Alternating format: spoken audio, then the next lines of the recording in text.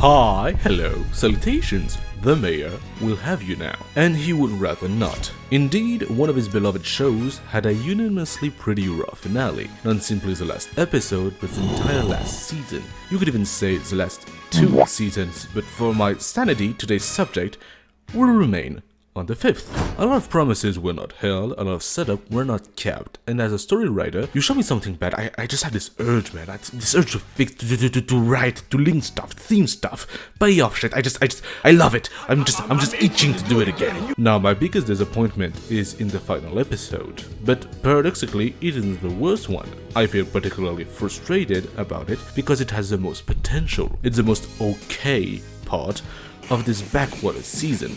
Therefore, I'm gonna get my hands on it and work my little nerd magic, try and elevate an okay finale into a great one. But I remain aware that the finale doesn't determine the quality of the season. Because all you can say is oi oi oi, cunt cunt cunt. Like the better with a mouth shut. So I will rapid fire a series of changes per episode before we go more in depth on the final one. You'll also figure out what I'm aiming for with this, but know that if I don't mention something about the original episode, it's that it stays the same. You won't hear from Sage for the whole video, for example, because I think her role is satisfactory. Are you okay with this? You're okay with this, I feel. Thank you, man. Means a lot to me. Let's get into it. I'm the Lord of the Seven Seas, baby. I'm all about that Sigma life. Ready to snap after the Flight 37 leak, Homelander gets saved by Sage, who is instrumental in covering it up. And that makes him even worse, because now he knows even that didn't really dent his reputation. What he feared would leak didn't do anything. So after the boys' rescue mission in Liberty Camp, and after Adrian's murder, we follow a discerning Homelander coming back to the camp to assess their escape. Adrian's last words got under his skin. They forced him to look at his ego, so to prove his own strengths, he levels the camp, surrounding civilians, soldiers, all of it. Vought will cover it up. They always do. He can truly do whatever he wants.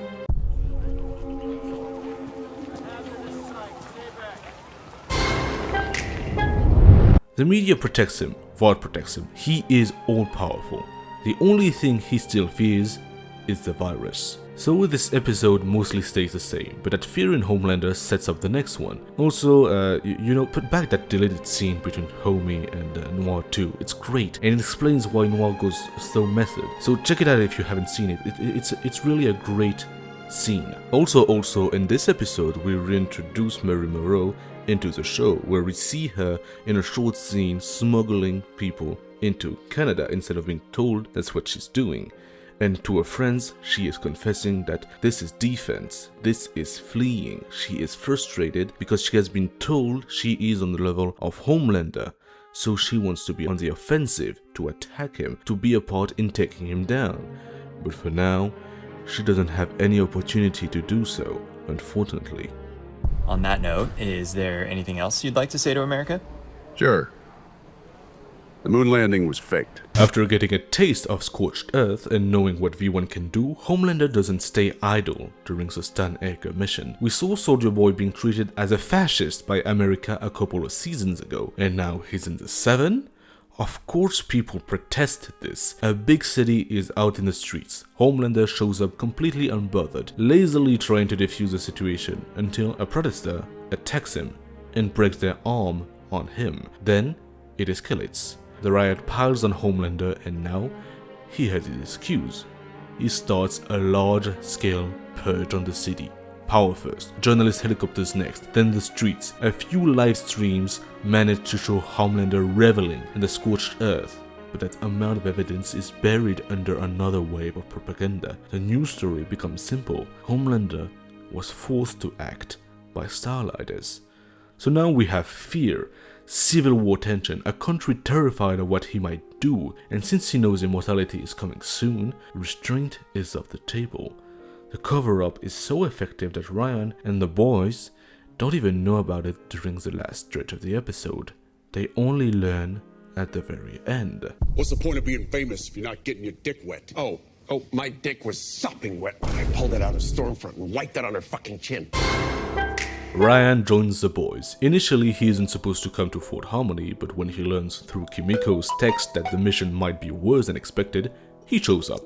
And the hate atmosphere of the base hits harder now, because everyone is scared shitless of Homelander after what he just did. It also highlights Butcher's dark side far more. The fight gets gruesome, uglier than before, and Ryan becomes the only one able to stop him. So after Soldier Boy's explosion and after Butcher's little talk with Homelander, Ryan decides he doesn't want to be affiliated with Butcher anymore and leaves, because back there, he scared him too. Hey, buddy. Good boy. You wanna fuck me? You wanna fuck me like a good boy? Episode 5 mostly stays, because I actually like this one contrary to a lot of people sue me. The only real change is Homelander again. Instead of politely waiting around for the plot, he wanders off, disgusted by the stars, restless after everything that happened, and that's when he hears Soldier Boy running his mouth about Fort Harmony. This matters because Marathon and Co. at this point do not have a real plan. They're desperate, they're improvising. Then they hear Soldier Boy talk about radioactive containment, and suddenly they have an idea. Maybe Malchemical's gas could knock Homelander out through the vents of one of those chambers. Maybe if he stays trapped long enough, the radiation could rot him from the inside while the gas keeps him unconscious. Except Soldier Boy refuses, like he does in the episode, and before Homelander even has to intervene, he gets to watch his father turn them all into paste for him. So Homelander never gets humiliated, never gets knocked out by celebrities, because that was weird. Jimmy, you hear me? We know, Kevin. We know it was you. Episode 6 is mostly left as is, but don't worry, it might not change much here, but it now sets up something in the finale. I will use what it brings later. I would give Noir's death more of a fight though, but the ending is the real twist. Homelander gets enhanced. We stay there to see what it means to him. He's giddy, he's fearful, he's euphoric, a bit of everything. He stretches, he tests his strength, the boys start to flee, but Butcher is frozen, watching Homelander, his nemesis, become immortal right in front of him. Homelander lifts off, tests his speed, zips around long enough for the boys to get out of danger, then lets back down. He feels the change, but it's pretty tame in terms of power. He was already so close to perfection. That must be why, he tells a nervous Soldier Boy. Immortal at last. Then he hears Butcher breathing. He looks straight at him, flies towards him, slowly, and thanks him. Geisha, the V1, bomb site, all of this happened because of Butcher. All part of his plan. His undying devotion brought him salvation. But now their back and forth is over. He won. For good. There's no point in killing Butcher anymore, so this is farewell. His last gift to him. They're breaking up on good terms, and he flies off, fully expecting to never see Butcher again, without realizing he just lit up his resolve once more, right after shadowing it. I had LJ mock up a new supersuit for you. Oh, God. See, that's what I'm talking about. That, Oh, God, what? I don't want that.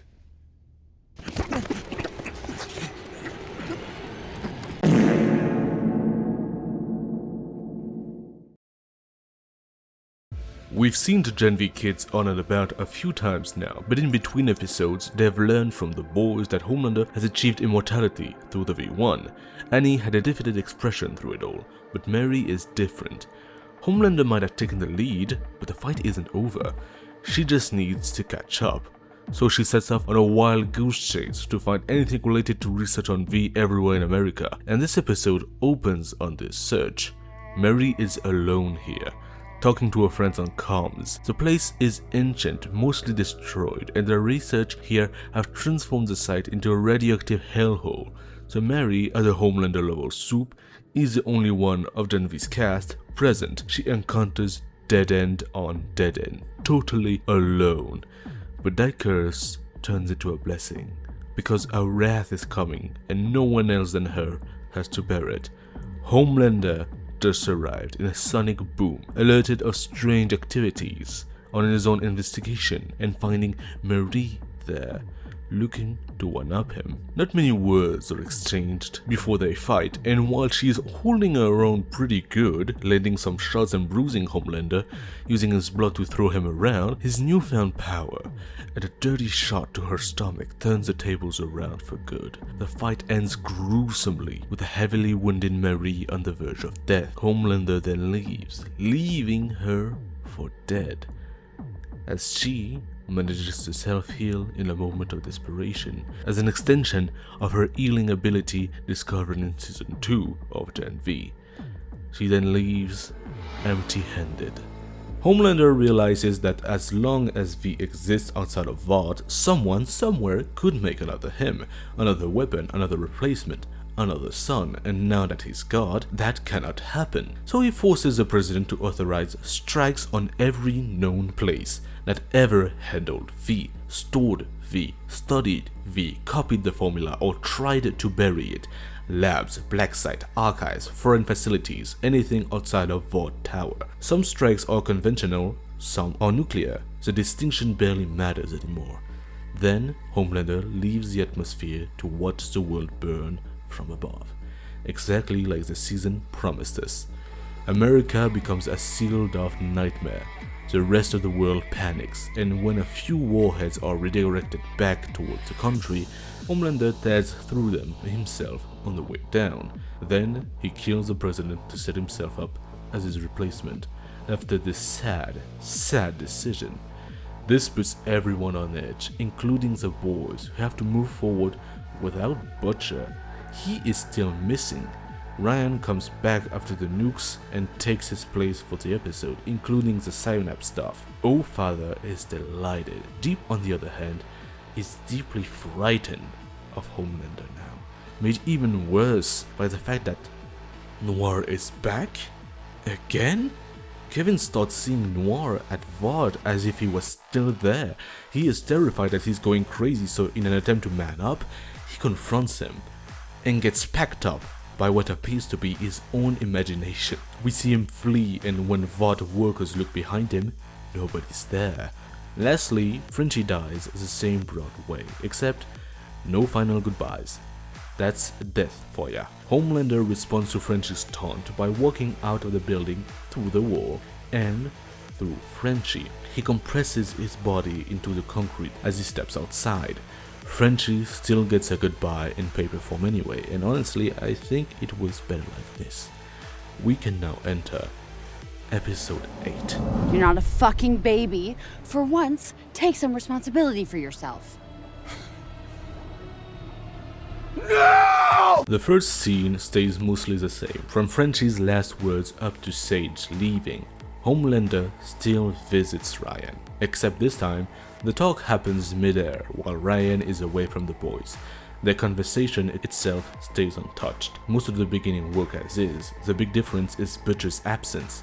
Since Homelander took the V1, Butcher has vanished, and the boys simply assume he's dead. Also, the White House is surrounded by soups. Every true believer in a soup-governed world is here, because once the purge hits America, that extend the rule of the new god to the rest of the world. So the boys have even more reason to use the underground tunnels. And this time, Mary is with them. She's still recovering from what Homelander did to her last episode, but the boys are painfully human people walking into a building full of soups. Having someone who can keep a body running for a few more seconds is worth more than another gun, so she comes with a special task. In the tunnels, before they split, looks at her and just says, "You know what to do," and Mary disappears into another path. Inside, Musk is disposed of, Deep is degraded, and he tries to tell Homelander that Noir is back. He doesn't know what's happening, he swears he saw him, but Homie dismisses him. So Deep goes away to cry somewhere else, watched from a corner by that same silent hero. Always there, always near him, always gone the second another soup might see. The heroes on the surface were, of course, a way to trap the boys underground. Ashley saved them in her first real act of bravery, and once they got out of the tunnel, they're immediately attacked by soups. And then Black Noir saves them, He makes quick work of the attackers, so boys stare at him, completely puzzled, and he removes his mask. We do not see who's underneath yet. Cut back to the deep, Starlight tackles him away, and the fight starts somewhere else. No beach this time. All-Father gets dealt with, and Homelander's speech is interrupted right after he sends the heroes around the White House to begin the purge. And so now the boys have to deal with Homelander, while Black Noir walks in wearing a trench coat suddenly, and reveals a British face. So Deep was right. Of course he was love, but I knew you wouldn't believe the cunt. Butcher was right under his nose the whole time.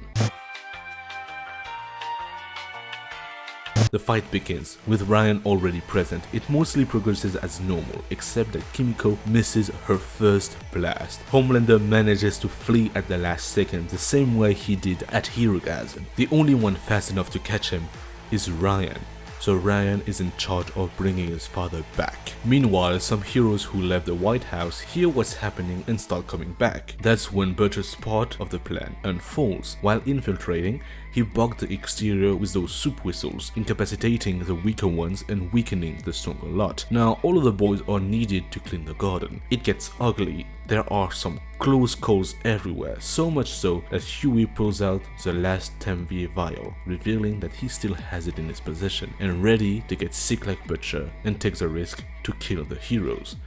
Butcher forbids him.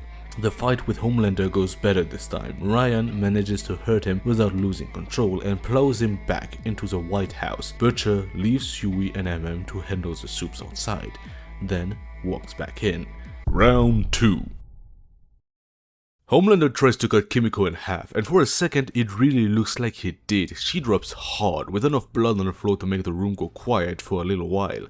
Then Ryan and Butcher jump him, they keep him occupied, and this time the whole White House is surrounded by whistles, so flying away is risky. Homelander is trapped in a way he has never been trapped before, getting angrier, sloppier, more violent, and then Kimiko gets back up, all healed up. Homelander is confused. He just knows something in the room is wrong. Cut back to Deep, he's starting to lose against Starlight. He is lost. Really, she even tries to talk some sense into him because, God bless her, she still tries. And then he flees. For now, we don't know why. But Annie notices something important. He is running in the opposite direction from the beach. Meanwhile, the White House is in shambles. Homelander is forced lower and lower until he lashes out with everything he has. He swats angrily and his jab lands on the neck of his son, Ryan. He drops. Butcher sees the kid hit the ground and just loses himself in fury. The fight turns ugly fast, Butcher trying to tear Homelander apart with his bare hands, while Homelander for the first time looks shaken by what he just did. And then Ryan breathes again. He starts moving. Homelander freezes. For 1 second, the Son of God comes back from the dead and the father doesn't know what to do with it and believes in a miracle, believes in his divinity. Then he doubts himself and uses his extra vision. Marie, hidden in the debris, reaching to the dead to wake them back up. Homelander realizes she made him flinch, made him believe in a miracle, made him look small, so he crosses the room and tears through her before she can fully defend herself. But that gives Kimiko time. The blast starts charging again, and Homelander sees it too late. Mary, barely conscious, grabs his blood from the inside and holds. It's not enough to pin him yet, but enough for Ryan and Butcher to pile on, holding him with the 3 strongest soups available. And this time, Kimiko finally hits the 4 of them. Powerless. Homelander cannot use his abilities anymore. Parts of his suit are torn open across his chest and arms, revealing the frail body under the muscle suit. He gets pummeled. He then begs. Outside we hear shots. The whistles are being destroyed. Butcher needs to do this quick, so he asks Homelander to bite into the debris nearby. The broken god obeys to everything said to him, and right as Butcher is about to stomp him, a smoke grenade pops in. Someone pushes Butcher aside. Soldier Boy. He takes Homelander back, refuses to explain how he got out for now, and manages to exfiltrate him into a car, something John even struggles to do because it is his first time getting into one. He is escorted to Vought Tower in New York, a long way from here, and he is in shambles, scared for his life. Butcher understands immediately. Homelander can't run forever.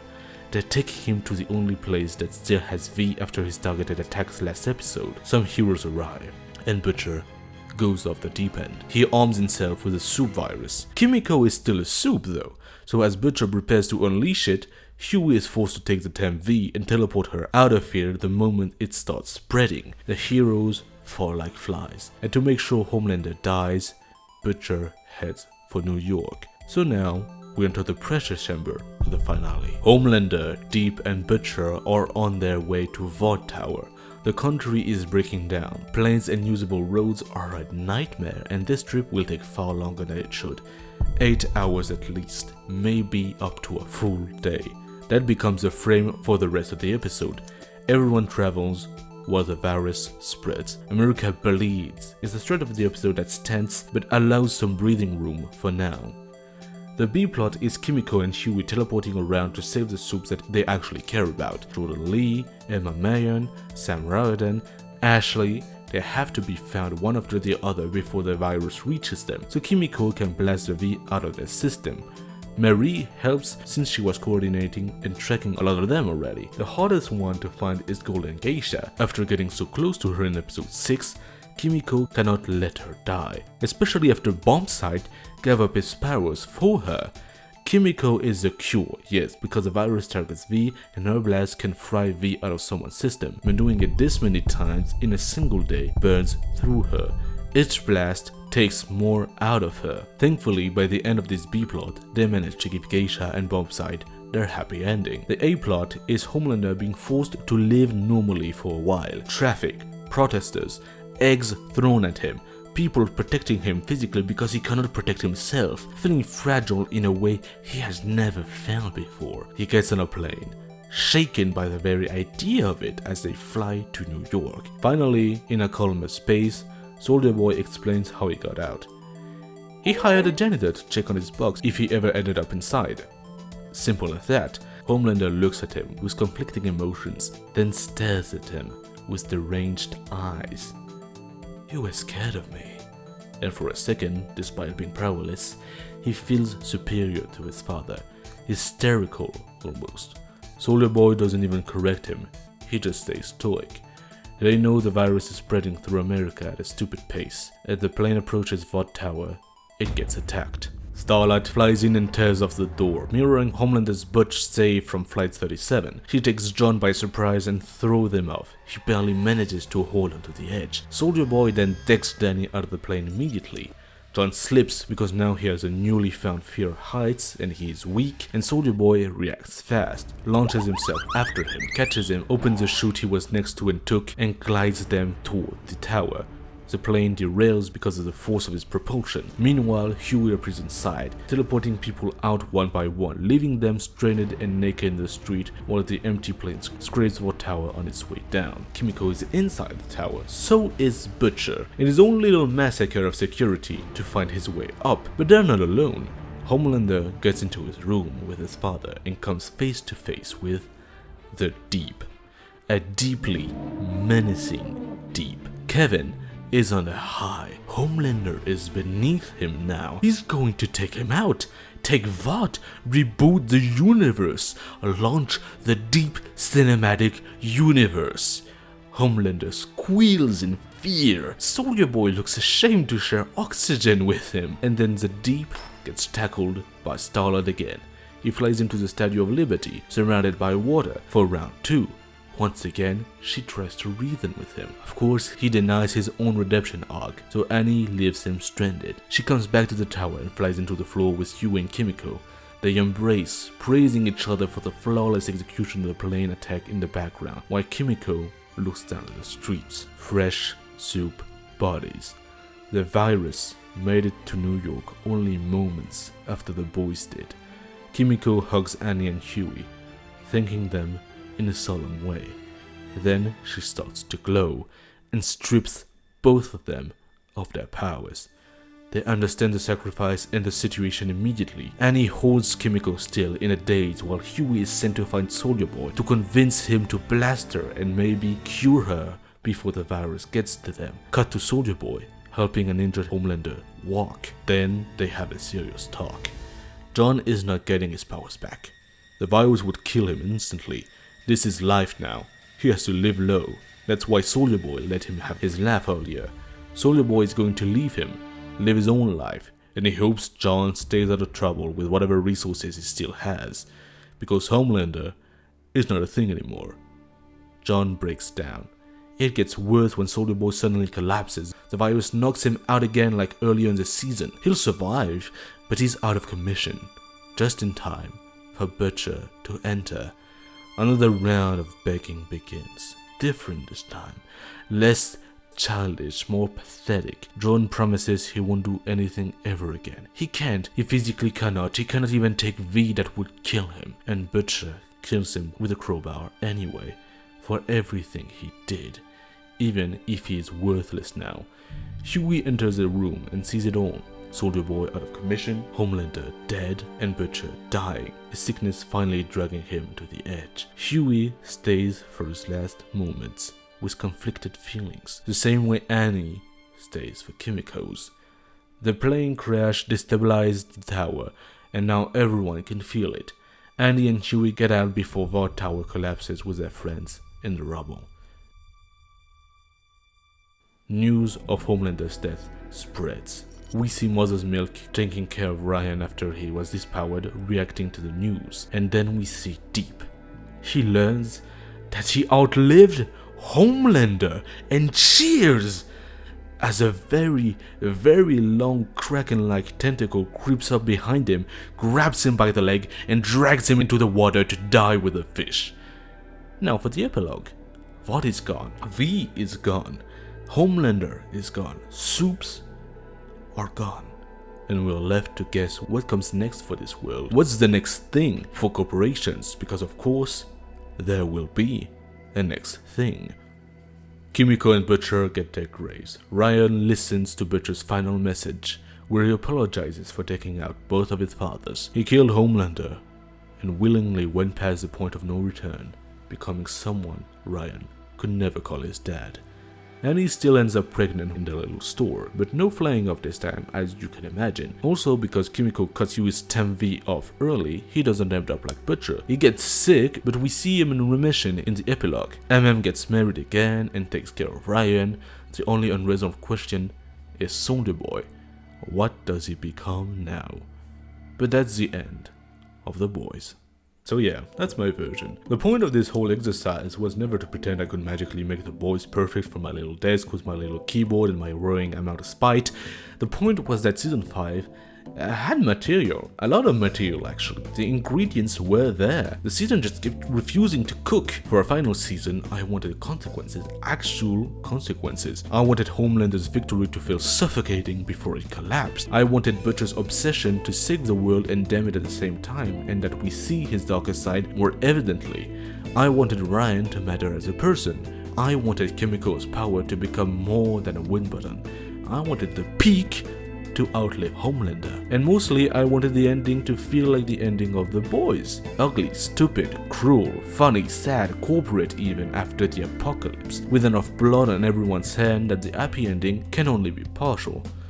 Would this fix every issue with the season? Probably not. There are still things I didn't fully touch, characters I sped through, entire corners of the story I basically grabbed by the collar and dragged towards the finish line, but at least in this version the finale has a spine. The season points somewhere. So there you have it. Probably my first and last time talking about The Boys, unless I get possessed again and decide to rewrite season 4, at which point please send help. I do other comic book stuff too, usually less negative than this, so it would be lovely of you to check it out.